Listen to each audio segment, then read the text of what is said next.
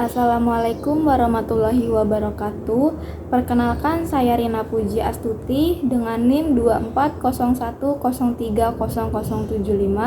kelas 2B Prodi Ilmu Komunikasi. Di sini saya ingin mempresentasikan hasil review buku Pendidikan Agama Islam. Dan di bab 5 ini membahas tentang model pembinaan akhlak orang dewasa. Dan saya akan menjelaskan isi dari bab tersebut. Di sini saya ingin membacakan latar belakang.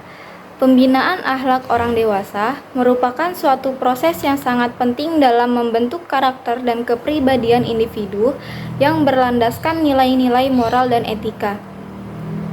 Dalam konteks masyarakat yang terus berkembang, tantangan terhadap akhlak seringkali semakin kompleks di mana pengaruh globalisasi, teknologi, dan perubahan sosial dapat mengaburkan norma-norma yang ada.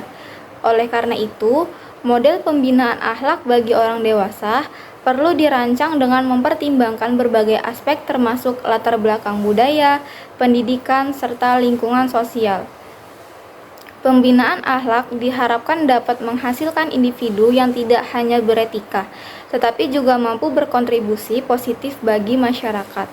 Pembinaan akhlak orang dewasa adalah suatu usaha kolektif yang memerlukan kerjasama dari semua elemen masyarakat dengan pendekatan yang holistik yang menggabungkan pendidikan, pengalaman, dan dukungan sosial.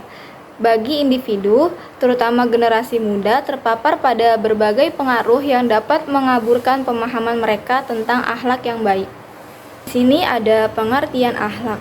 Dari segi bahasa etimologi, perkataan akhlak dalam bahasa Arab adalah bentuk jamak dari kata khulq. Menurut Asmara, mengutip dalam Kamus Al-Mujid berarti budi pekerti, perangai, tingkah laku, atau tabiat. Dari pengertian di atas, dapat diketahui bahwa akhlak ialah sifat-sifat yang dibawa manusia sejak lahir yang tertanam dalam jiwanya dan selalu ada padanya. Akhlak adalah jamak dari kata khuluq yang berarti adat, kebiasaan, perangai, tabiat, watak, adab atau sopan santun dan agama. Baik kata akhlak atau khuluq, keduanya dijumpai pemakaiannya dalam Al-Quran maupun hadis.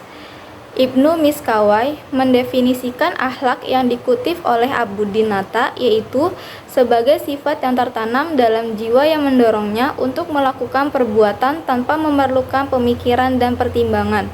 Lalu menurut Imam Ghazali bahwa akhlak adalah sifat yang tertanam dalam jiwa yang menimbulkan bermacam-macam perbuatan dengan gampang dan mudah tanpa memerlukan pemikiran dan pertimbangan. Sedangkan menurut Sa'aduddin mengemukakan bahwa akhlak mengandung beberapa arti. Di antaranya yaitu, pertama ada tabiat, yaitu sifat dalam diri yang terbentuk oleh manusia tanpa dikehendaki dan tanpa diupayakan. Yang kedua ada adat, yaitu sifat dalam diri yang diupayakan manusia melalui latihan, yakni berdasarkan keinginan. Dan yang terakhir ada watak, yaitu cakupannya meliputi hal-hal yang diupayakan hingga menjadi adat. Dan di sini ada pendidikan akhlak dan karakter Islami. Saya ingin menjelaskan terlebih dahulu tentang pendidikan. Pendidikan dipandang sebagai proses pembinaan belajar sepanjang hayat manusia. Artinya, pendidikan merupakan upaya manusia untuk mengubah dirinya ataupun orang lain selama ia hidup.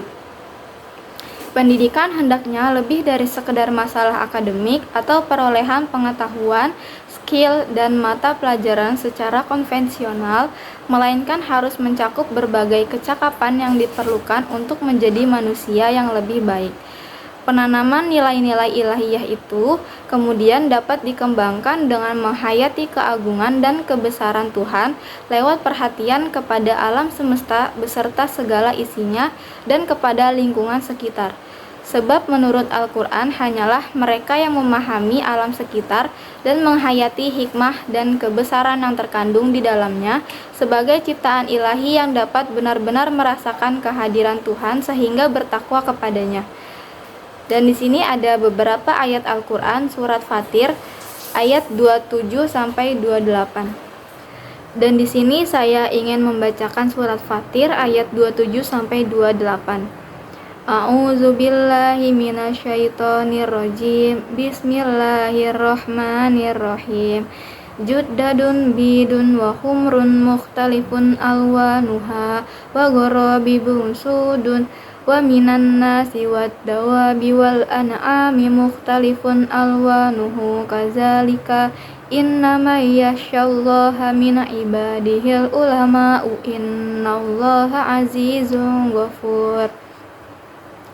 Yang artinya, tidaklah kamu melihat bahwasanya Allah menurunkan hujan dari langit, lalu kami hasilkan dengan hujan itu buah-buahan yang beraneka macam jenisnya. Dan di antara gunung-gunung itu ada garis-garis putih dan merah yang beraneka macam warnanya, dan ada pula yang hitam pekat. Dan demikian pula di antara manusia, binatang-binatang melata dan binatang-binatang ternak, ada yang bermacam-macam warnanya dan jenisnya. Sesungguhnya yang takut kepada Allah di antara hamba-hambanya hanyalah ulama. Sesungguhnya Allah Maha Perkasa lagi Maha Pengampun. Yang dimaksud dengan ulama dalam ayat ini ialah orang-orang yang mengetahui kebesaran dan kekuasaan Allah. Karakter adalah suatu kualitas atau sifat yang tetap terus-menerus dan dapat dijadikan ciri untuk mengidentifikasikan seorang pribadi, suatu objek atau kejadian. Karakter juga dapat diartikan sebagai kepribadian yang dipertimbangkan dari titik pandangan etis atau moral. Kata karakter yang disebut juga oleh ahli psikologi dengan watak dapat diartikan dalam dua rangkap, yaitu arti normatif dan dalam deskriptif. Kata karakter dalam arti normatif juga menghubungkan antara tingkah laku manusia dengan norma-norma sosial. Allport sebagaimana dikutip Sumadi Suryabrata menyatakan bahwa karakter is personality evaluates and personality is character develops. Allport beranggapan bahwa karakter digunakan untuk menilai tingkah laku seseorang sesuai atau tidak dengan norma-norma sosial. Mengacu pada berbagai pengertian dan definisi karakter tersebut di atas, serta faktor-faktor yang dapat mempengaruhi karakter, maka karakter dapat dimaknai sebagai nilai dasar yang membangun pribadi seseorang. Terbentuk baik karena pengaruh lingkungan yang membedakan dengan orang lain, serta diwujudkan dalam sikap dan perilakunya dalam kehidupan sehari-hari. Dan di sini ada model pembinaan akhlak orang dewasa. Model-model pembinaan akhlak dalam dunia pendidikan dikenal dengan istilah adanya strategi pembelajaran. Menurut Kemp, sebagaimana dikutip oleh Rusman, bahwa strategi adalah suatu perangkat materi dan prosedur pembelajaran yang digunakan secara bersama-sama untuk menimbulkan hasil belajar dan peserta didik. John dan White berpendapat bahwa model pembelajaran adalah suatu rencana atau pola yang dapat digunakan untuk membentuk kurikulum atau rencana pembelajaran jangka panjang, merancang bahan-bahan pembelajaran, dan bimbingan pembelajaran dalam suatu ruangan atau yang lain. Konsep pendidikan akhlak yang dikembangkan oleh Thomas Rusnak itu kemudian dikembangkan lagi oleh Thomas Liskona dengan model pendekatan. Pertama, peserta didik belajar isi tentang akhlak dari warisan terlebih dahulu. Warisan ini tidak statis, tetapi dapat berubah, untuk itu bisa diubah dan ditambahkan.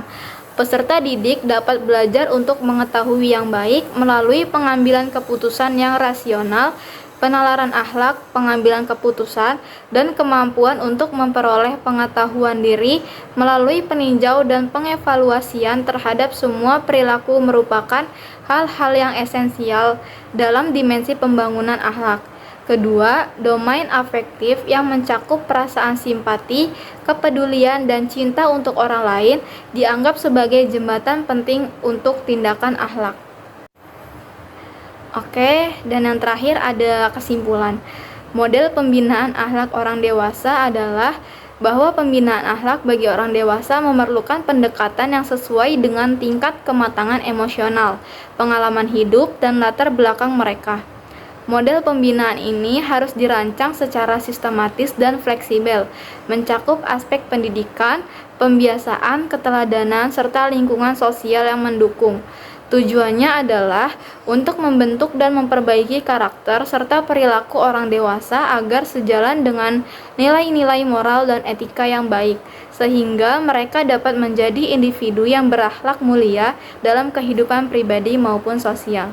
Baik, cukup sekian hasil PPT dari saya. Kurang lebihnya mohon maaf. Wassalamualaikum warahmatullahi wabarakatuh.